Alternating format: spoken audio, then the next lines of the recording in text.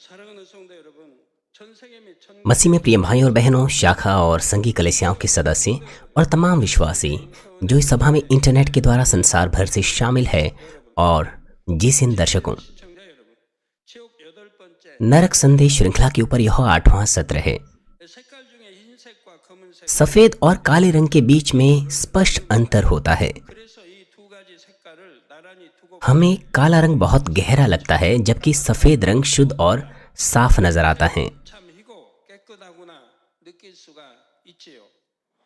천국과 지옥도 स्वर्ग और नरक के साथ भी ऐसा ही है। जितना अधिक आप 지옥에 대해 알면 नरक के बारे में जानते हैं, उतना ही भयानक और गंदा आप उसे महसूस करेंगे, और आप महसूस करेंगे कि स्वर्ग उतना ही सुखद और सुंदर स्थान है। 천국에 तब आप स्वर्ग के बारे में और स्वर्ग के राज्य में जाने के लिए सच्ची आशा रख सकते हैं। यदि आप स्वर्ग और नरक के बीच में बड़ा अंतर महसूस करते हैं, तो आप 상대성을 अच्छे और बुराई के बीच की जो तुलना है, उसके अंतर को भी स्पष्ट रूप से महसूस कर सकते हैं। आप इस तरह की बातों को महसूस कर सकते हैं कि अच्छाई बहुत सुंदर है, बहुत खूबसूरत है, क्योंकि परमेश्वर स्वयं भलाई है, इसलिए वो कितना सुंदर होगा। भले हृदय के लोग बहुत धन्य होते हैं। और दूसरी तरफ बुराई नरक की तरह वो भयानक और बदसूरत होती हैं। 중심으로 이것을 깨 अगर आप इस तरह से चीज़ों को अपने हृदय में महसूस करें, तो हम केवल भलाई को चुन सकते हैं, जो हमेशा सुंदर होती है, हमें खुशी देती है और हमें स्वर्ग की ओर ले जाती हैं। आप बुराई से घृणा करेंगे, जो हमें नरक की ओर ले जाती हैं। 말씀을 통해 इस संदेश के द्वारा मैं आपसे आग्रह करता हूं कि अपने हृदय से जल्दी आप तमाम बुराइयों को दूर करें। 여러분이 मैं प्रभु के नाम से प्रार्थना करता हूं कि आप संसार में अधिक से अधिक आत्माओं को बचा सकें। ये संसार जो अंधकारमय होता जा रहा है, अपनी भलाई को दिखाने के द्वारा। मसीह में प्रिय भाई और बहनों, पिछले सत्र में मैंने आमतौर पर निचली कब्र के बारे में आपको बताया था। 살펴보았습니다. 아래등 분은 निचली कब्र उन लोगों के लिए एक जगह है जो बचाए नहीं गए हैं, जहां वे नरक की आग या गंधक की झील में डाले जाने से पहले प्रतीक्षा करते हैं। न्याय के अनुसार प्रत्येक व्यक्ति मरने के बाद या तो स्वर्ग या फिर नरक जाएगा। 지옥에 갑니다. 지난 시간에 जैसा कि मैंने पिछले सत्र में आपको समझाया था, यहाँ तक कि नवजात शिशु भी अपवाद नहीं हैं, वो भी नहीं बच सकते हैं। 구원받지 यदि वे उद्धार प्राप्त किए बगैर मर जाते हैं, तो वे निचली कब्र में जा गिरेंगे। 못하기도 전에 यहाँ तक कि उन लोगों के साथ भी ऐसा ही है जो भ्रूण में मर जाते हैं पैदा होने से पहले। 5개월까지 यदि वे 6वें महीने से पहले मर जाए, तो वो उनका अंत हो जाता है, क्योंकि उन्हें अभी आत्मा नहीं मिली है, लेकिन 6वें महीने के बाद आत्मा दी जाती है। इस प्रकार यदि वे उद्धार प्राप्त किए बगैर मर जाते हैं, तो उनकी आत्मा निचली कब्र में गिर जाएगी। निसंदेह मरने वाले अधिकांश जो भ्रूण है, वो उद्धार प्राप्त करते हैं। ऐसा बहुत कम होता है कि अनजन्मे बच्चे उद्धार ना पाएं, लेकिन कुछ ऐसे हैं जो नहीं उद्धार पाते हैं। ऐसा इसलिए है क्योंकि उन्होंने अपने माता पिता से बहुत अधिक बुरे पात्र को या बुरे चरित्र को विरासत में पाया है। जब माता पिता या पूर्वज परमेश्वर के विरुद्ध बहुत अधिक खड़े होते हैं और बुराई करते हैं, तो यह उनके भ्रूण पर असर करता है, लेकिन उनके पास कोई, मेरा मतलब है, 죄를 क्योंकि वो पैदा ही नहीं हुए हैं 즉 और पैदा होने से पहले ही मर चुके हैं, इसलिए वो अपने विचार और कर्मों में पाप नहीं करते, अर्थात उनके पास खुद के कोई पाप नहीं है। इसलिए वयस्कों की तुलना में उनकी कठोर या यातना ज्यादा कठोर नहीं होती हैं। नवजात शिशुओं की तरह उन्हें निचली कब्र में एक विशेष स्थान पर छोड़ दिया जाता है। वे अपनी माँ के गर्भ के आराम और गर्माहट से वंचित रह जाते हैं। यही उनकी सजा होती है। 지옥에 간 영혼들 मैंने आपसे कहा था कि वो जो नरक में जाते हैं, उनकी उपस्थिति या उनका जो दिखावा है, या वो जिस तरह से दिखते हैं, जिस मृत्यु की दशा में वो होते हैं, उसी दशा में वो वहां दिखते हैं, अर्थात वो जैसे है वैसे ही वहां दिखते हैं। 갓난 कम उम्र में मरने वालों का शरीर कम उम्र का ही रहता है और उनकी मानसिक क्षमता भी वही होती है। इसके बाद आइए हम उन नन्हे मुन्नों की स्थिति को देखें, 영혼들의 경우에 जो कुछ ही बातें बोल सकते, या वो बच्चे जो कुछ शब्द बोल सकते हैं, लेकिन उद्धार वो प्राप्त नहीं कर पाते हैं, तो उनका क्या होता है?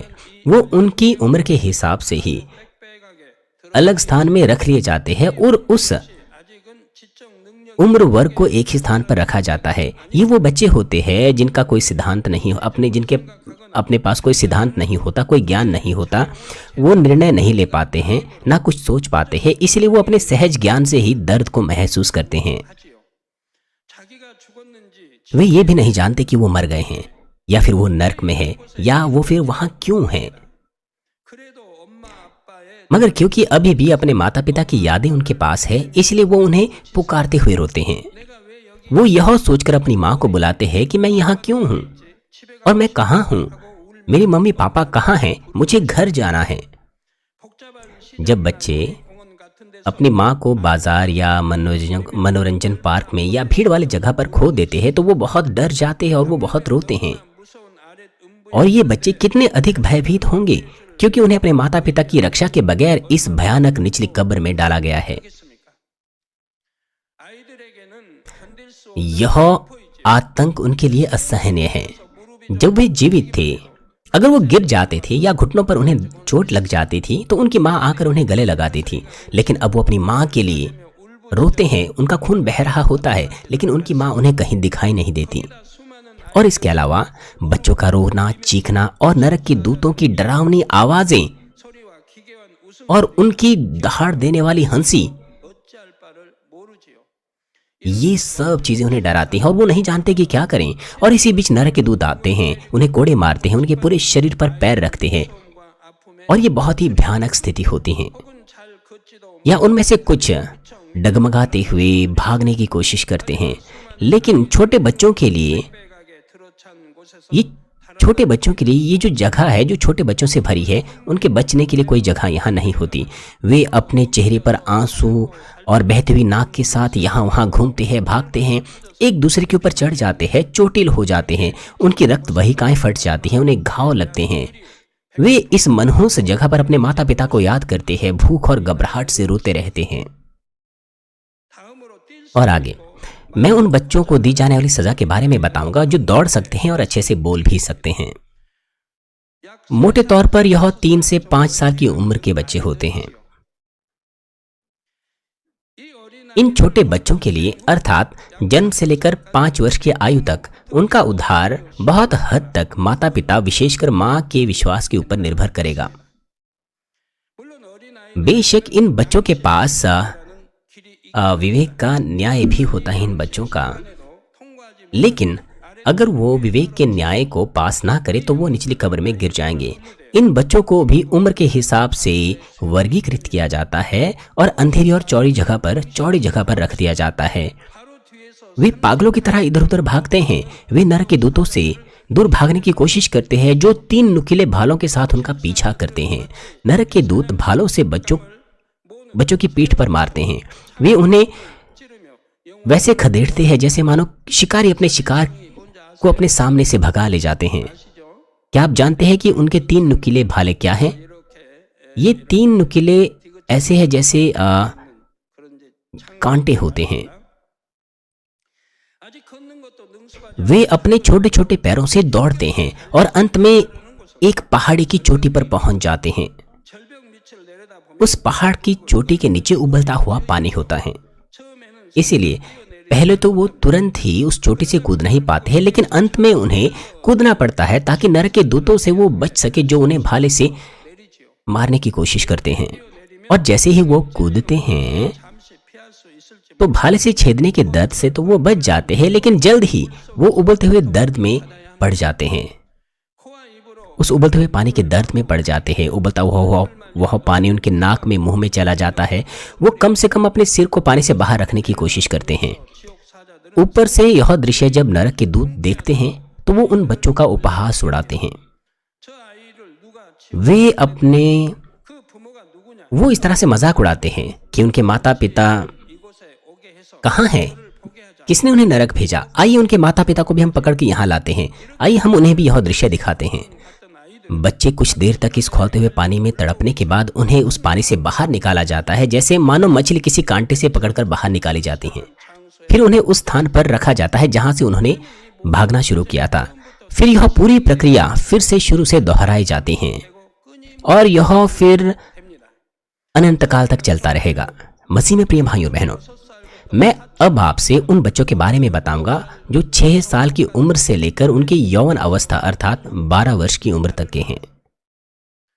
이 연령대 죽을 इस उम्र में मरने वालों को वहीं रखा जाएगा 강이 하나 जहां एक नदी है, 이 강에 लेकिन यह नदी कोई पानी की नदी नहीं होती है बल्कि खून की नदी है। 아래동부에 यह नदी वो नदी है जो उन आत्माओं के खून से बनी है जिन्हें निचली कब्र में सजा दी जा रही है। 몸 곳곳이 उनके शरीर के हर अंग को तड़पा तड़पा कर तोड़ा जाता है, काटा जाता है और उनमें से खून बहता है, 그러면 또 잘리고 찢겨 लेकिन जल्द ही वो फिर से ठीक हो जाते हैं। फिर से उन्हें काटा जाता है, फिर से उनका लहू बहाया जाता है। और जब यह ताड़ना लगातार चलती रहती हैं, क्योंकि वहां पर निचली कब्र में बहुत सी आत्माएं हैं, इसलिए उनके खून से वहां नदी बन जाती हैं। 땅에서도 전쟁이 इस पृथ्वी पर भी युद्ध के मैदान में या नरसंहार के दृश्य में रक्तपात के परिणाम स्वरूप एक नहर बन जाती हैं, तालाब तक बन जाते हैं। ये स्थान खून और नरसंहार के गंदे से या गंध से भरे हुए होते हैं। वहाँ सड़न की बदबू यहाँ वहाँ होती हैं। यदि गर्मी की बात हो तो वहाँ बहुत से कीड़े पनपते हैं और महामारियाँ पैदा हो जाती हैं। लेकिन निचली कब्र में लोगों का खून सिर्फ तालाब या किसी धारा को ही नहीं बनाता है, बल्कि यह एक बहुत बड़ी नदी बनाती है। 이룹니다. 6세에서 12 6 से 12 साल की उम्र के बच्चे दुर्गंध वाली खून की इस नदी के आसपास सीधे खड़े होकर दफनाए जाते हैं। 있습니다. 죄악이 클수록 उनका पाप जितना बड़ा होगा वे नदी के उतने ही निकट गाड़े जाएंगे। 입니다. 강에서 가장 먼 곳에 있는 जिन्हें नदी से दूर गाड़ा जाता है 땅에 묻혀 있진 않습니다. वे जमीन के नीचे दबे हुए नहीं होंगे, लेकिन उनके पीले चेहरे 손으로 땅을 계속 लेकिन उनके चेहरे पीले पड़े रहते हैं। वे नंगे हाथों से जमीन पर 파이 खोदने की कोशिश करते हैं कि कुछ उन्हें खाने को मिले, परंतु भूमि बहुत कठोर होती है और उन्हें कुछ नहीं मिलता, बल्कि उनके जो नाखून है वो उखड़ जाते हैं और उनकी जो उंगलियां है उससे खून बहने लग जाता है। जैसे जैसे आप नदी के करीब आते हैं वैसे वैसे बच्चे वहां पर आधे शरीर से अंदर दफनाए जाते हैं और आधे वे ऊपर होते हैं। वे खाने के लिए कुछ ढूंढते रहते हैं, लेकिन अंत में वो एक दूसरे को ही खा काटते हैं। जो बच्चे 목까지 बहुत दुष्ट होते हैं वे नदी के करीब उनकी गर्दन तक गाड़े जाते हैं। 이들은 피의 강에 वे नदी से आने वाली बेहद दुर्गंध से पीड़ित होंगे। 또 팔이나 और इसके अलावा हानिकारक कीड़े जो मक्खियों या मच्छरों की तरह दिखाई देते हैं उस नदी से आते हैं और उनके चेहरों पर काटते हैं। 몸이 땅에 묻혀 क्योंकि उनके शरीर दबे हुए होते हैं इसलिए वे उन कीड़ों को हिलाकर भगा भी नहीं पाते हैं। जैसे उन्हें कीड़े काटते हैं तो उनके विष से उनका जो चेहरा है वो सूज जाता है। 원래의 얼굴형 वे इतने सूज जाते हैं कि उन्हें पहचानना मुश्किल हो जाता है। 그들이 लेकिन उनका दर्द यहीं खत्म नहीं होता है। 지옥 नरक के दूत नदी के किनारे आपस में बात करते हैं और हंसते हैं। 떠들곤 합니다. उनकी हंसी इतनी तेज होती है कि बच्चों के कानों के पर्दे फट जाते हैं। 고막이 터질 정도입니다. 또 날카로운 ये दूत बच्चों पर नुकीली वस्तु के साथ 않습니다. कवच जैसे कपड़े पहने हुए बैठते हैं। 신고 वे नुकीले चीजों से बने हुए 입니다. जूतों के साथ उन बच्चों पर अपने पैर रखते हैं। ये नुकीली वस्तुएं छूने मात्र ही शरीर में घाव कर देती हैं। बड़े बड़े गुच्छों में अगर वो उपकरण वाले जो जूते हैं उनके ऊपर जो पैर है उनके ऊपर पड़ते हैं तो उनके बालों के गुच्छे झड़ जाते हैं, चमड़ी नोच ली जाती हैं, उनके चेहरे फट जाते हैं। ये स्थिति और भी क्रूर है। परमेश्वर ने मुझे समझाया है, लेकिन मैंने आपको इसे कम से कम क्रूर बताने की कोशिश की है ताकि सुनने में कम क्रूर लगे, लेकिन आपको पता होना चाहिए कि यह वास्तव में बहुत अधिक क्रूर है। आप सोच सकते हैं कि ऐसे छोटे बच्चों ने ऐसी कौन सी बुराई की होगी कि उन्हें इतनी क्रूरता से दंडित किया जा रहा है। परंतु छोटे बच्चों में भी 나이에 상관없이 छोटे बच्चों में भी पाप होते हैं, अनेक प्रकार के पाप होते हैं। आत्मिक नियम कहता है कि पाप की मजदूरी मृत्यु है 행위에 따라 중한 형 और यह उम्र की परवाह किए बगैर सब पर लागू होती हैं। 2장 23절 उदाहरण के लिए आप देख सकते हैं कि बच्चों में कितनी दुष्टता होती है। उदाहरण के लिए दूसरा राजा 2:23 और 24 अध्याय में हम देख सकते हैं कि छोटे बच्चे कितने बुरे होते हैं और उनका जो दंड है वो कितना भयानक होता है। 엘리사가 여리고에 एलिशा जो परमेश्वर का जन था, जब यरीहो से पार होकर बेतेल को जा रहा था तो नगर से कुछ बच्चे उसका उपहास करने के लिए वहां पर आए। एलिशा ने आखिरकार उन्हें श्राप दिया तो 2 मादा रिछनियां वहां निकल आई और 42 बच्चों को उन्होंने फाड़ खाया। 죽였지요. 이때 죽은 वहां मरने वाले इन बच्चों की आत्माएं उनके गले तक खून की नदी के बिल्कुल पास दफनाए गए हैं। 파묻혀 있습니다. 철없는 아이들이 몇 마디 एलिशा ने 엘리사가 केवल 2-4 शब्दों के कारण उन बच्चों को श्राप नहीं दिया, 이들은 꽤 오랜 बल्कि ये बच्चे बहुत समय तक एलिशा का पीछा कर रहे थे, लगातार उसका मजाक उड़ा रहे थे। वो केवल शब्दों से ही उसका मजाक नहीं उड़ा रहे थे। 그래도 좀 इसीलिए बाइबल इस स्थिति को बड़े विस्तार से वर्णित करती हैं। 즉 성 안에서 वे नगर के भीतर से ही एलिशा का उपहास करने लग रहे थे 성 और वे एलिशा का पीछा करते हुए नगर के बाहर तक आ गए। 안에만 조롱합니까? परंतु उन्होंने एलिशा को केवल शब्दों से ही उपहास नहीं किया, बल्कि पत्थर तक उस पर फेंके। 저희도 어렸을 때 मेरे बचपन में कभी कभी 미친 여자 मेरे कस्बे में एक पागल औरत आया करती थी, तो बच्चे उसका मजाक उड़ाते थे। 그 여자 वे पत्थर भी उस पर मारते थे। 근데 뭐 돌멩이도 던지고 해요. 저는 감사하게도 그러진 परंतु शुक्र है कि मैं ऐसा नहीं करता था। 그 아이들이라 해도 मैंने उन छोटे छोटे बच्चों को देखा जो इतनी दुष्टता दिखाते थे। 대로 행동이 उन्होंने इस तरह से इसीलिए किया क्योंकि वे बुरे थे। 나오지요. यदि वे भले होते 그러나 선하면 तो वो ऐसा कभी नहीं कर सकते थे। 저 제가 어릴 때를 상기해봐도 इसलिए मुझे अपना बचपन याद आ गया। जब बुरे बच्चे इकट्ठा होते थे और किसी को परेशान करते थे तो केवल शब्दों से ही नहीं बल्कि वो पत्थर फेंकते थे उस व्यक्ति को ठोकर मारने के लिए, या फिर डंडों से भी उसे मारते थे। इस तरह की जो बात है हजारों साल पहले हुई थी, जब लोगों की भलाई आज की तुलना में कहीं ज्यादा हुआ करती थी। फिर भी वे एक वयस्क विशेषकर परमेश्वर की भविष्यवक्ता को मुश्किल में डाल रहे थे, उसको कठिनाई दे रहे थे, जो कि परमेश्वर का एक सामर्थ्य दास था। हम देख सकते हैं कि वे बच्चे कितने दुष्ट थे, क्योंकि वे इतने दुष्ट थे कि एलिशा का श्राप तुरंत ही उन पर पूरा हो गया। क्योंकि एलिशा परमेश्वर का भविष्यवक्ता था, उसे उन बच्चों को श्राप नहीं देना चाहिए था। 이렇게 저주해서는 아니 될 일입니다. 엘리사는 क्योंकि एलिशा ने बच्चों को श्राप दिया, वह पुराने और नए नियम में पूरी बाइबल में परमेश्वर का एकमात्र ऐसा भविष्यवक्ता था जो बीमारी से मरा।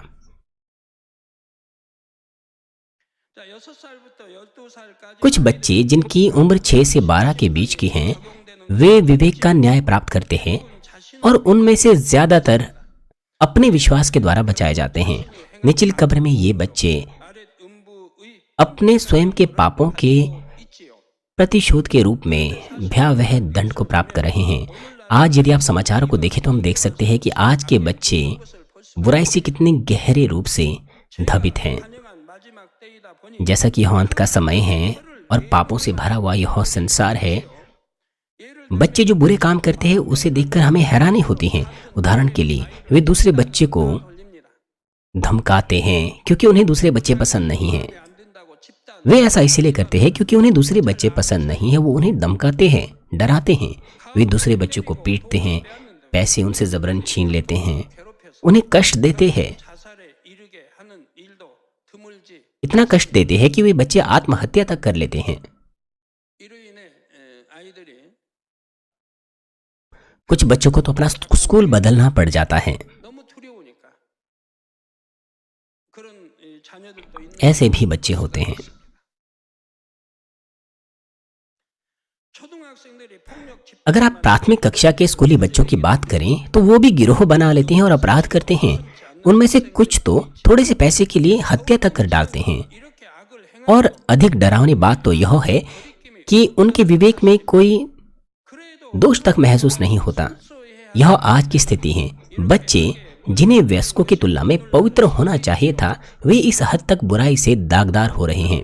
30년 전에 यह कुछ ऐसा है जिसकी आज से 20 या 30 साल पहले कल्पना भी नहीं की जा सकती थी। 여러분이 찬 और अब क्या आपको लगता नहीं कि आपको इस संसार में 않겠습니까?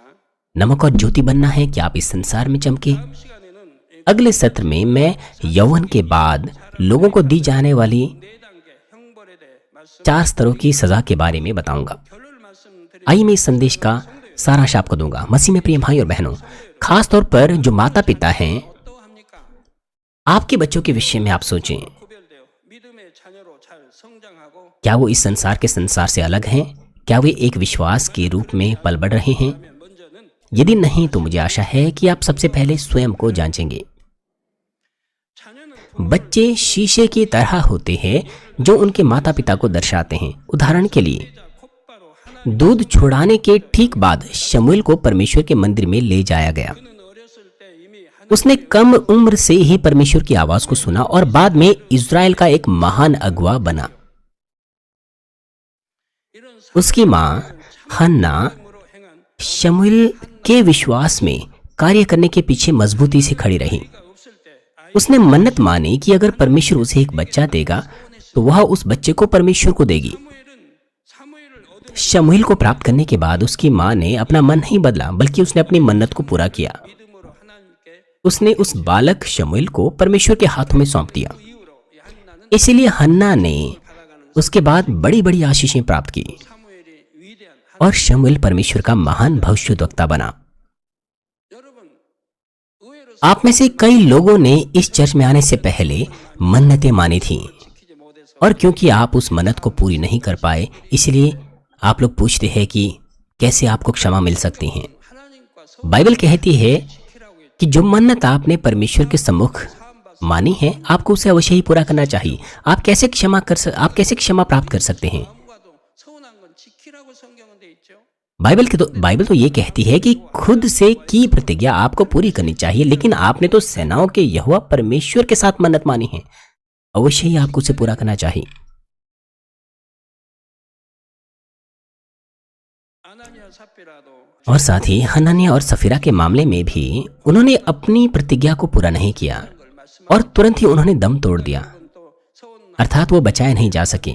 मेरे आश्चर्य में 그러실 필요는 आप में से यहाँ पर बहुत से ऐसे लोग हैं जिन्होंने मन्नत मानी है, लेकिन 이제는 그 서운을 आपको डरने की आवश्यकता नहीं है। आप मेल की भेंटें देते हैं, आप उपवास रखते हैं, 너는 구원받지 못한다 그런 건 아닙니다. 그만큼 हालांकि परमेश्वर ये नहीं कहेगा कि आप उद्धार नहीं पाएंगे। 더 충성하고 हालांकि आपको प्रतिज्ञा को अब मानने उस मन्नत को मानने की आवश्यकता नहीं है। आपको बस इतना करना है कि आप विश्वास योग्य रहें, आत्मा में आए, ज्योति में आए। उसके लिए आपको कड़ी मेहनत करनी है। 따르지만 हो सकता है उसके दंड आपके ऊपर आए क्योंकि आपने उस मन्नत को नहीं माना, लेकिन अगर आप और भी अधिक विश्वास योग्य रहें और आत्मा में आए तो परमेश्वर आपको क्षमा कर देंगे। 또 하나님이 이제 용서해 주시게 된다 이 말입니다.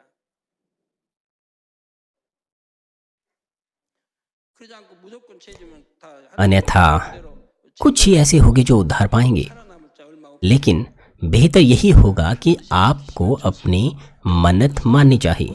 हालांकि कुछ लोगों ने गलत मन्नतें मानी, उन्होंने ऐसी मन्नत मानी जो उन्हें कभी नहीं माननी चाहिए थी, 했으니까 하나님께 또 용서 और वो अब परमेश्वर से क्षमा मांगते हैं। 또 지킬 수도 없는 जो गलत मन्नत उन्होंने मानी है उसे उन्हें पूरे करने की आवश्यकता नहीं है, क्योंकि वे उसे नहीं कर सकते। 거예요. 근데 그걸 꼭 지금 지켜야 돼. अब उसे उन्हें मानने की आवश्यकता नहीं है।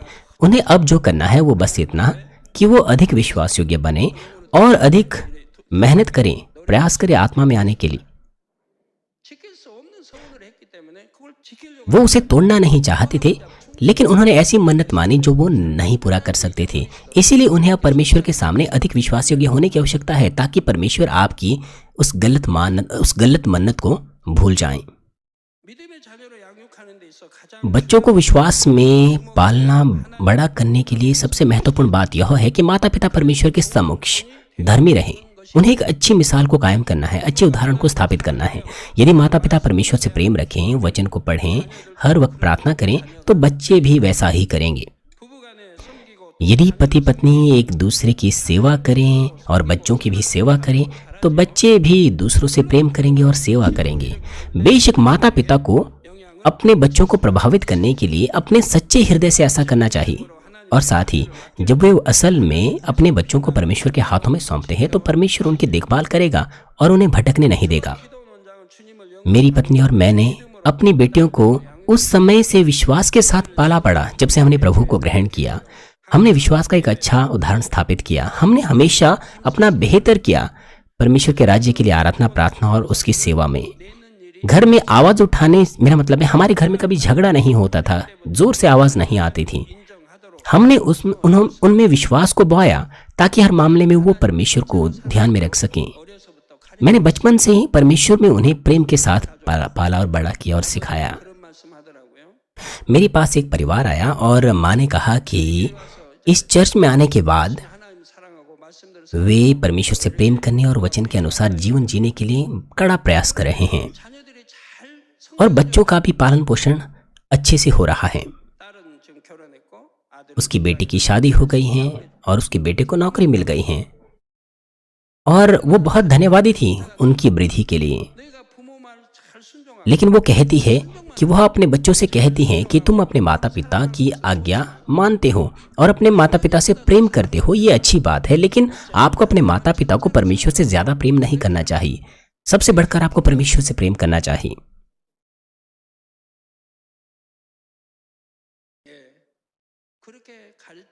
बिल्कुल, आपको भी अपने बच्चों को इसी तरह से सिखाना चाहिए।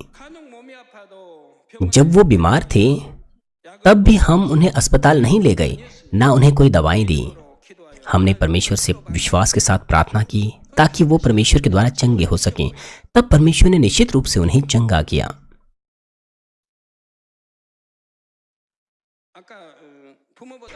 जिस परिवार का अभी मैं उल्लेख कर रहा था उसकी भी इसी प्रकार की गवाही है। हमारे चर्च में आने से पहले बेटी को गंभीर एटोपिक डर्मेटाइटिस था। चिकित्सक उपचार के बाद भी कोई फायदा नहीं हुआ था उसे, परंतु हमारे चर्च में शामिल होने के बाद उसने प्रार्थना को प्राप्त किया, लेकिन उसके अंदर कोई सुधार नहीं हुआ। इसलिए उसकी माँ ने उससे कहा कि प्रार्थना के बाद भी तूने चंगाई को प्राप्त नहीं किया। तब उस बेटी ने जवाब दिया कि मैं चंगी हो गई हूं। वो एक नई विश्वासी थी और उसकी माँ भी नई विश्वासी थी। कुछ देर के बाद भी बेटी अपने शरीर को खुजला ही रही थी। तब उसकी माँ ने कहा कि तू अभी भी बीमार है कि नहीं? तब उस बेटी ने कहा कि नहीं, मैं ठीक हो गई हूं, मैं चंगी हो गई हूं। लेकिन उस माँ ने कहा कि तू तो अभी भी खुजली कर रही है। उसने ऐसा इसीलिए कहा क्योंकि वो सच्चाई को नहीं जानती थी। और कुछ समय के बाद, करीबन 1 महीना बीत गया था, प्रार्थना के बाद माँ ने फिर से उसे कहा कि तू अभी भी खुजला रही है और तू ठीक नहीं हुई है। उस वक्त भी बेटी ने तीसरी बार वही जवाब दिया कि माँ, मैं ठीक हो गई हूं। इस बेटी ने विश्वास के अंगीकार के साथ विश्वास की इन तीनों परीक्षाओं पर विजय प्राप्त की।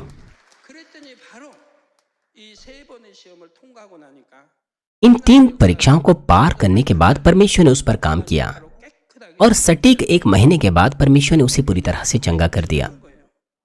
विश्वास का अंगीकार बहुत महत्वपूर्ण होता है। इस प्रकार से उसने केवल विश्वास का अंगीकार किया 3 बार। शैतान ने उसकी मां का इस्तेमाल किया और उसे विश्वास का अंगीकार करने से रोका, लेकिन इस बेटी ने अंत तक विश्वास का अंगीकार किया और उन परीक्षाओं को पास किया।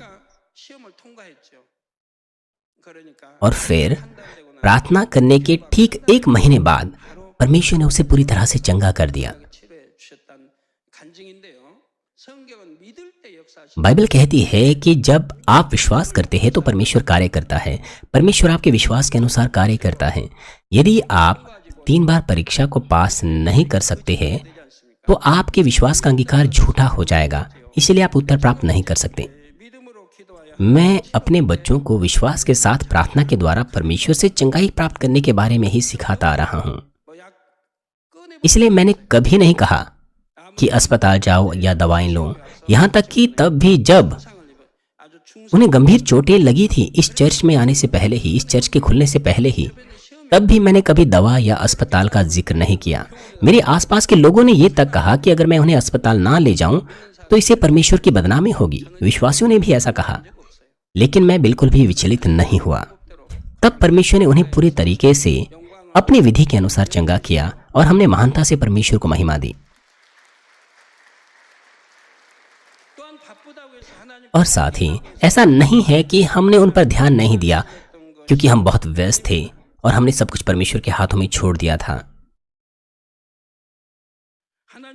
बल्कि हमने अपनी पूरी कोशिश की ताकि परमेश्वर के प्रेम को और माता पिता के प्रेम को वो महसूस कर सके। मैंने उन्हें विशेष रूप से सिखाया कि परमेश्वर से कैसे प्रेम करना है। मैं अपना मसीह जीवन इस तरह से जी रहा हूँ। मैं पहले परमेश्वर को नहीं जानता था, लेकिन प्रभु को ग्रहण करने के बाद और परमेश्वर के बारे में जानने के बाद मैंने कभी भी नहीं सोचा है कि विश्वास का जीवन जीना मुश्किल है। मैं केवल खुश था, केवल आनंदित था विश्वासी जीवन जीने में। वचन के अनुसार जीने से मैं बहुत खुश होता था। इसलिए मैंने वही किया जो परमेश्वर ने करने को कहा, और मैंने वो नहीं किया जो परमेश्वर नहीं करने को कहता था। मैंने बेशर्ते उन बातों से घृणा की जिसे परमेश्वर घृणा करता था, क्योंकि परमेश्वर घृणा करता है काले रंग से, इसलिए मैं भी उसे बिल्कुल इस्तेमाल नहीं करता। काला रंग में केवल मेरे जूतों में इस्तेमाल होता है।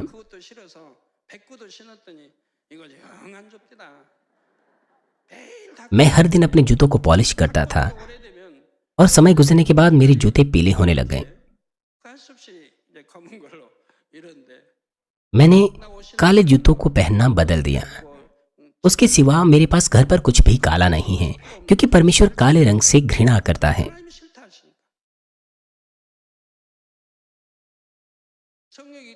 बाइबल कहती है कि सुअर अशुद्ध होते हैं। जैसे ही मैंने इसके बारे में पढ़ा, मैंने सुअर खाना छोड़ दिया।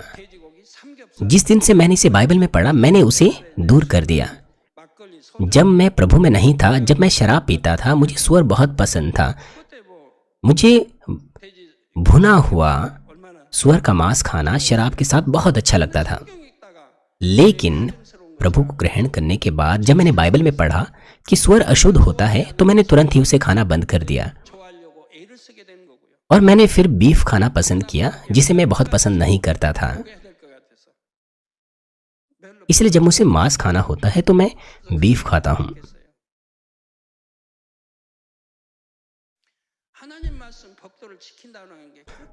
परमेश्वर की व्यवस्था का पालन करने में मुझे बहुत खुशी होती थी। परिणाम स्वरूप जब मेरे बच्चे बड़े हुए तो हमने देखा कि उन्होंने हर परिस्थिति में केवल विश्वास का ही मार्ग चुना। प्रिय अभिभावकों, छोटे बच्चे भी प्रार्थना कर सकते हैं यदि आप उन्हें प्रार्थना करना सिखाते हैं। वे अपने दोनों हाथ जोड़ेंगे, अपनी आंखें बंद करेंगे और आमीन कहेंगे। यदि वे पवित्र आत्मा से भरे हुए हैं तो यहां तक कि किंडरगार्टन्स के बच्चे भी आंसुओं और बहती हुई नाक के साथ पश्चाताप करेंगे और अन्य भाषाओं में बोलेंगे। बच्चे हृदय में साफ होते हैं, इसलिए वो जब उन्हें अच्छे से सिखाए जाएं तो वो पालन करते हैं। प्राथमिक कक्षा के बच्चों को बाइबल पढ़ना बहुत पसंद है और कुछ तो मेरी किताबें भी पढ़ते हैं। मुझे सुनने को मिला कि कुछ प्राथमिक कक्षा के बच्चों ने मेरी किताब पढ़ी। वो महीने में एक किताब पढ़ते हैं। मगर आप क्या करते हैं? आपने अवश्य ही नरक और स्वर्ग पुस्तकें पढ़ी होगी। अगर आपने अभी तक नहीं पढ़ी है तो मैं आपको नहीं समझ सकता। आत्मा, देह और प्राण आपने अवश्य ही पढ़कर पूरा कर ली होगी। मुझे आशा है कि आप अपने बच्चों को प्रेम और सहनशीलता से अगुवाई करें ताकि वे परमेश्वर का सम्मान करना सीखें। तब आप अपने बच्चों के मामले में शांति प्राप्त कर सकते हैं जब आपके बच्चे अच्छे से परमेश्वर में पलते और बड़े होते हैं। यदि वे ऐसी संतान बने जो परमेश्वर से प्रार्थना करें, बाइबल पढ़ें, अच्छे से पढ़ाई करें, तो आपको बहुत खुशी होगी। लेकिन अगर आप अपने बच्चों को अच्छे से ना पढ़ाएं तो फिर वो आपका दिल ही दुखाएंगे। इसलिए आपको उन्हें सत्य में ही शिक्षा देनी है। और साथ ही मैं आपसे आग्रह करता हूं कि आप प्रेमी लोग बने और इस कठिन संसार में अपने बच्चों को सिखाएं। आप अपने बच्चों को ऐसे भयानक नरक में गिरने की कल्पना भी नहीं करना चाहेंगे जैसे कि आपको बताया गया है। भजन संहिता 127:3 में लिखा है, देखिए लड़के यहोवा के दिए हुए भाग है, गर्भ का फल उसकी ओर से प्रतिफल है। आप अपने तमाम कर्तव्यों को माता पिता के रूप में पूरा करें, प्रेम और समर्पण के साथ, और प्रभु के समक्ष यह कहने के योग्य होने पाएं कि आपके समक्ष मैंने बहुमूल्य आपकी आत्मा की देखरेख की है, और प्रतिफल पाएं। प्रभु यीशु मसीह के नाम से मैं प्रार्थना करता हूँ। आइए संदेश पर सोचते हुए सभी लोग साथ मिलकर प्रार्थना करेंगे। 사랑의 아버지 하나님, 오늘 지옥 8번째 설교 아래등부로 아버지 6개월 이상의 태아부터 사춘기 이전의 어린아이들이 받는 형벌의 말씀을 들었습니다. 아래등부는 누구든지 구원받지 못한 영혼들이 불과 유황의 지옥에 들어가기 전까지 대기하는 곳이라 하였습니다. 아직 젖도떼지 않는 갓난아이라도 애가 아니며 태어나기 전에 태아라 상태로 죽은 상태라 할지라도 아버지 하나님, 또 5개월 이하의 태아는 영혼이 없기 때문에 죽으면 그것으로 끝나지만 6개월 이상의 태아는 구원받지 못한 영혼이 아래등부에 떨어져 형벌을 받게 된다 하였습니다. 태아는 죽은 때 죽은 영혼들은 대부분 구원받는데 구원받지 못하는 영혼들은 극히 드문데 이러한 경우는 대부분 부모의 악한 길을 물려받았기 때문이라 하였습니다. 조상이나 부모의 기가 심히 하나님을 대적하고 악을 행하면 이처럼 태아에게 영향을 주게 된다 하였습니다. 제사삭슨 사망이란 연계의 법칙은 나이에 상관없이 모든 사람에게 적용된다 하였습니다. 큰 악을 행한 만큼 또 많이 행한 만큼 공에 따라 중한 형벌을 받는 것이라 하였습니다. 아이들은 자신의 행한 악의 보응대로 아버지 끔찍한 형벌을 받을 수밖에 없다고 하셨습니다. 그러므로 부모들이 믿음의 자녀로 양육하는 데 있어서 가장 중요한 것은 부모가 먼저 하나님 앞에 바른 신앙생활을 해야 한다 하였습니다. 부모가 좋은 본이 되어줄 때 자녀들도 보고 배우며 믿음의 성장이 되므로 아버지 좋은 천국에 갈 수 있다 하였습니다. 사랑하는 목자께서는 본이 되므로 가정에 대한 이러한 모든 간증을 해 주셨습니다. 우리 모든 만민의 성도들도 다 이러한 신앙과 믿음으로 자녀들을 잘 양육할 수 있도록 은혜 주옵소서. 예수 그리스도 이름으로 기도하옵나이다. 아멘. 당회장님의 환자를 위한 기도를 받겠습니다. 아픈 곳이나 연약한 곳 위에 손을 얹고 기도 받으시고 वीडियो के द्वारा सीनियर पास्टर की बीमारों के लिए प्रार्थना को ग्रहण करेंगे। अगर आप बीमार हैं, अपना हाथ अपने बीमार अंगों पर रखें। अगर आप बीमार नहीं हैं, अपना हाथ अपनी छाती पर रखें। अपने हृदय की इच्छाओं के लिए इस प्रार्थना को प्राप्त करें। हालेलुया। सर्वशक्तिमान हमारे प्रेमी पिता परमेश्वर, कृपया अपना हाथ तमाम विश्वासियों पर रखें जो इस वक्त इस प्रार्थना को ग्रहण कर रहे हैं। समय और दूरी को मिटाते हुए अपना कार्य उन लोगों पर प्रकट कीजिए जो जीसीन और इंटरनेट के द्वारा और सैटेलाइट टीवी के द्वारा शाखा और संघी कलीसियाओं में और परमेश्वर की संतान संसार भर में ग्रहण कर रहे हैं। उन्हें हृदय से विश्वास करने की योग्य विश्वास दीजिए। नकारात्मक विचार और शक दूर कीजिए। तमाम क्लेश और आजमाइशें दूर कीजिए। सिर से लेकर पैर तक सभी अंदरूनी अंग, कोशिकाएं, उत्तक और तंत्रिकाएं और जो भी बीमार अंग है उन्हें पवित्र आत्मा की आग के द्वारा झुलसा दीजिए और मूल ज्योति के द्वारा। यीशु मसीह के नाम से मैं आज्ञा देता हूँ, शत्रु, दुष्ट और शैतान, सभी बीमारियां, रोगाणु, विषाणु और निर्बलताएं दूर हो, ज्योति आ जाएं। कृपया उनके तमाम असाध्य और अंतकारी रोग पवित्र आत्मा की आग के द्वारा झुलसा दीजिए। तमाम प्रकार की महामारियां, मलेरिया सहित दूर कीजिए। सभी संक्रामक रोग जैसे कि जुकाम और बुखार दूर हो, उन्हें सुरक्षा दीजिए तमाम प्रकार के रोगाणुओं और विषाणुओं से।